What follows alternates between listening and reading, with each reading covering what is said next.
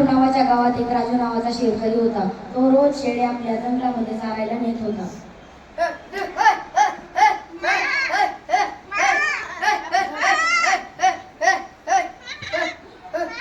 एके दिवशी त्याला सुचले की मी लोकांची मस्करी करावी, खोटे बोलावे.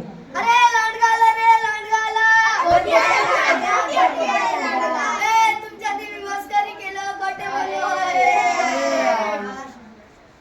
दुसऱ्या दिवशी अरे लांडगाला रे लांडगाला, मस्करी केलं, खोटे बोललो. असंच करत करत तो लोकांची खोटे बोले आणि मस्करी करायची.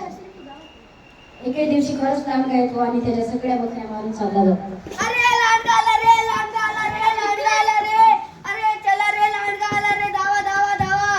कोटी आहे लांडगा, कोटी आहे लांडगा. देवा लांडगा खाऊन टाकला रे. अरे म्हणून कधी खोटे बोलायचे नाही. तात्पर्य कधी खोटे बोलायचे नाही.